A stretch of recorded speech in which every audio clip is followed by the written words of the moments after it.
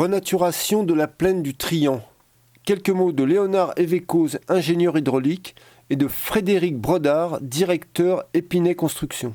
Alors c'est un projet de revitalisation.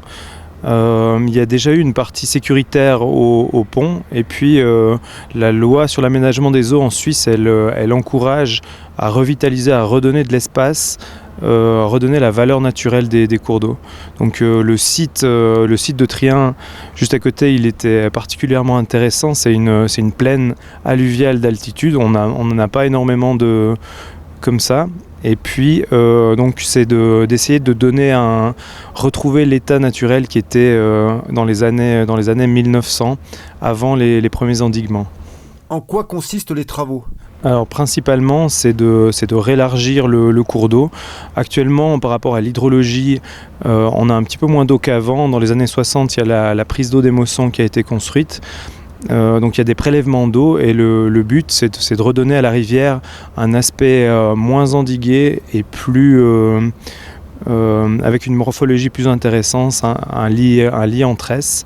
Et puis aussi une des motivations de ce projet, c'était les enrochements actuels, l'endiguement actuel se creusait et il y avait une nécessité d'intervenir du point de vue sécuritaire. Donc c'était un petit peu l'occasion ou l'objectif de se greffer sur une mesure de remise en état. Et pour la faune, est-ce que cela va changer quelque chose ?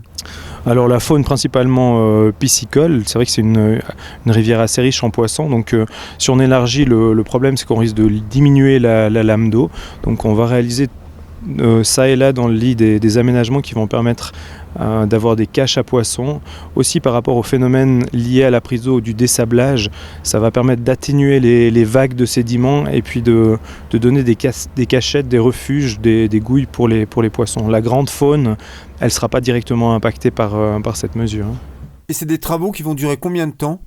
Donc on se base sur des années hydrologiques, ça veut dire qu'on commence en période de basse eau, octobre-novembre, ici on est en altitude, jusqu'au mois de mai.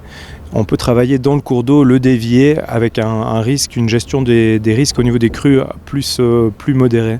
Après, dès l'été, il y aura des aménagements en plus au niveau des talus, des replats.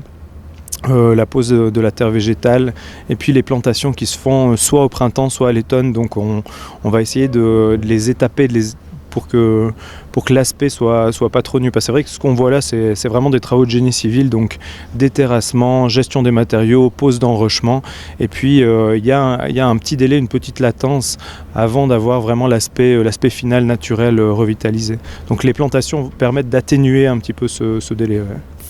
Et c'est un projet important pour la Suisse ?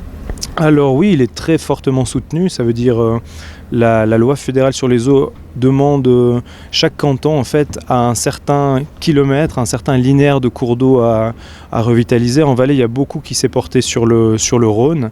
Et puis les cantons ont fait chacun leur planification. Ils ont relevé les cours d'eau qui avaient le plus de potentiel par rapport à l'argent investi et puis à l'état naturel restauré. Ce projet, il a été retenu à l'intérieur de cette planification, et puis on arrive à un fort soutien, donc ils encouragent, c'est un petit peu le plus ambitieux on est, le plus fortement on est soutenu. Là par rapport à la largeur du cours d'eau, à l'ampleur du projet, on a fait toute une démarche avec les riverains, avec les autres associations qui étaient intéressées par rapport à ça, pour trouver la bonne largeur, la bonne emprise, que ce soit pas démesuré. Et puis la question c'était, est-ce que c'est important ? Oui, c'est important aussi par rapport au soutien qui est donné. Il y a un subventionnement de 90% des coûts des travaux qui est donné par les autorités cantonales et fédérales. Donc la commune aurait à sa charge seulement le 10%. C'est juste pour l'esthétisme ou cela aura un gros impact au niveau environnemental ? Non, alors c'est vraiment redonner à cette plaine le dynamisme à la fois avec des valeurs paysagères, aussi au niveau des plantations, au niveau des espèces, et puis le fait d'avoir on aura un élargissement du cours d'eau, donc plus de surface aux sédiments, après aussi des berges plus douces.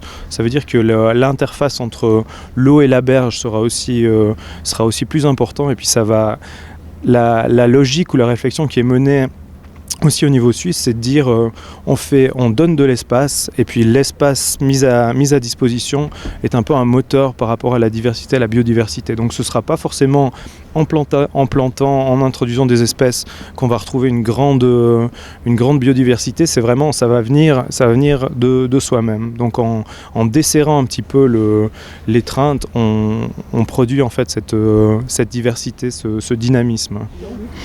Voilà, bonjour, donc je suis Brodard Frédéric, le patron de l'entreprise Épinay Construction. Voilà, nous avons gagné le marché de soumission pour la revitalisation ici du Trien. Ce genre de chantiers d'envergure font partie un petit peu de la planèle de tous les chantiers que font Épinay. Sur l'année, on a fait des gros chantiers similaires du côté de la Drance-Saint-Martigny, aussi du côté du Rhône à la hauteur de Sierre. Et nous sommes une entreprise équipée avec les engins, d'envergure, la technicité par rapport aussi à nos contremaîtres machinistes, par rapport à la pose des blocs d'enrochement, et cette sensibilité, environnementale qu'on a avec nos partenaires, que ce soit les bureaux d'ingénieurs, et aussi les représentants des communes, afin de rendre dans quelques mois un projet qui soit, disons, à la hauteur de l'attente de nos prestataires. Et ce sont des travaux compliqués? Je dirais que la grande contrainte, c'est d'avoir toujours des machines high-tech, des machines qui sont soignées, bien entretenues. On travaille toujours en milieu, rivière, aquatique et tout ça. Et ceci demande un grand suivi de la part, du service arrière. Et puis, à part ça, un savoir-faire que nos machinistes ont et qu'on perdure, dans le temps, en formant des jeunes toujours en arrière, quoi.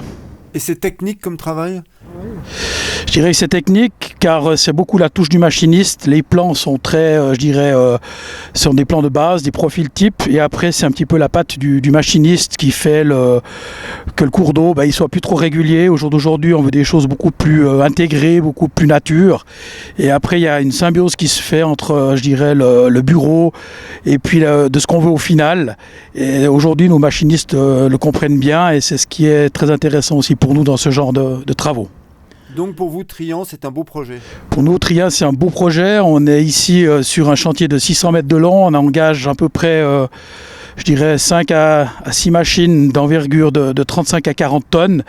Ça représente, un gros projet qui pour nous, aussi en milieu, pratiquement à 100%, on est autonome.